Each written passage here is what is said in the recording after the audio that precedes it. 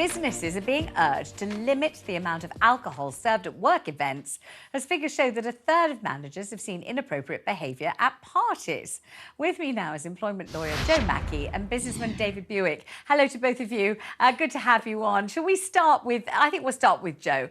Obviously, the office party, the whole point is to behave inappropriately, isn't it? What's the point going to the party if you don't? That's the night that you let your hair down. That's the night you say something inappropriate to your boss. That's the night, obviously, that inevitably you photocopy your nether regions and distribute photographs of them to all the, the assembled company. That's what they're for, Joe, as you well know. Sounds like you have a great party, Vanessa. Great party. Love a party. Love an office party. Absolutely. No, I do agree with you. I think this is coming the debacle of the CBI issues that have happened, and the latest research that shows 1 in 3 senior managers are seeing inappropriate behaviour or harassment at work. You've got to remember that employers are liable for the safety of their employees at work. And that means if they send them off and get them tanked up and let anything happen, then it's going to be the employees who take the employer who takes the hit. There's a very big case about that. Mr. Bellman went to a Christmas party, had a great time with his workmates, carried on the Christmas party at a private party, an extension of it at the hotel. He managed to thump somebody and gave them a brain injury. And the ruling in that case was that it was the employer's fault because they provided a load of alcohol and let them get on with it. So this is a warning to employers more than it is to employees. Well, let me bring David Buick in. I can't believe, David, you haven't had a disreputable and dissolute time at a series of office parties spanning decades. I bet you're the scourge of the office party, are you not? Well, I'm still working my age, so I think it's very unlikely, Vanessa. I mean, I'm not really a great fan of the nanny state, if I'm honest with you. And also that, personal behaviour, people also know exactly what's happening. But mitigating circumstances, I mean, it's impossible to argue with anything that Joe said for the simple reason that we've seen some inappropriate behaviour. And also lifestyle has changed dramatically. What I might have said to you at an office party, well, in your case, only about 10 years ago, but say 30 years ago to somebody else is entirely inappropriate now. You just can't do that. And you can't put your hand on a young lady's shoulders and say, calm down, this is not the way that you should be behaving now, because you can be had out for sexual harassment. So I'm afraid self-control is very, very important now. I mean, the style of entertainment today is very different from 30 or 40 years ago. I mean, 30 and 40 years ago, lunch was a very big thing. And going out in the evening was occasional. Yes. But people, of course, now, because there are what I call people who drink in great capacity, but irregularly. So when they go out, they binge drink and they go crazy. And then they might go 4 or 5 days without having a single drink. And this is where the inappropriate behavior comes in. And now I'm afraid it's a question of self-control.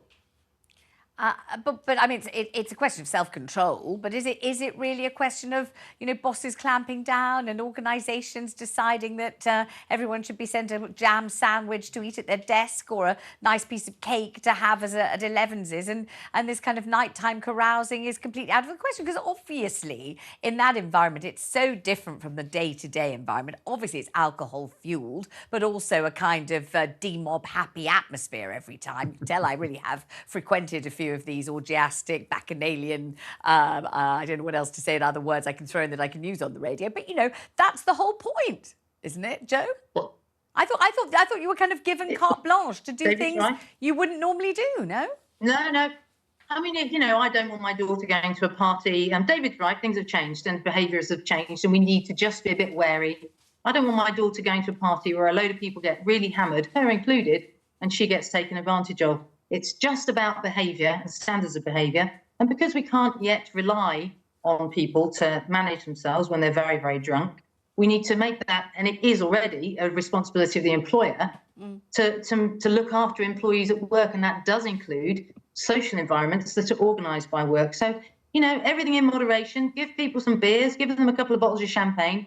But do keep an eye out for things that might go awry. Get the senior people involved, just stay sober and just check that everybody's okay. Are they getting home safely? Is there anybody who's really overdoing things you need to just have a word with? It's just a duty of care. I mean, that's what it is. And it Gosh. applies to employers in a But social situation that but they've if you were organised talking as well. about a nursery school or even a senior school of convent girls, I could understand it. But these are adults in the workplace. These are working adults who've done a day's work, are being paid, have been, let loose on society, David, and ought to be able to comport themselves either with decorum, if that's what they want to do, or with a tremendous lack of it because it's the office party, but ought to be able to make these choices for themselves. And it does seem rather amazing to have companies in loco parentis when these people are not children, but fully grown adults, doesn't it?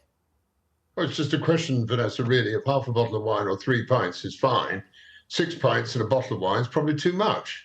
So it's a question of degree, but I now am that, how can I put it, respectful of the way that life has changed. Is that if I greeted you 10 years ago, I'd been very happy to peck you on both cheeks, and it would be genuine of welcome, how nice to see you. Now I feel I've got to shake hands with you.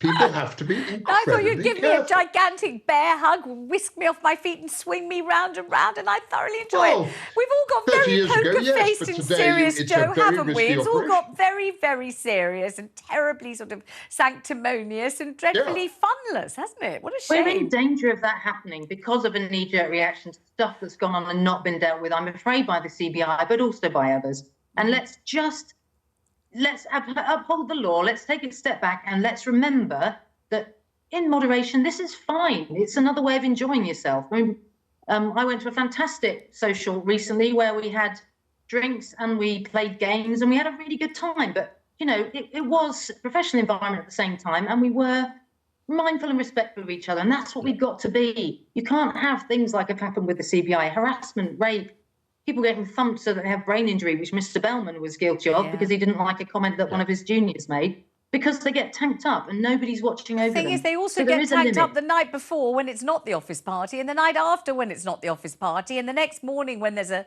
celebration. It's not just at office parties that people behave in an inappropriate manner. Thank you both so much for joining me. David Buick, Joe Mackey, thanks so much.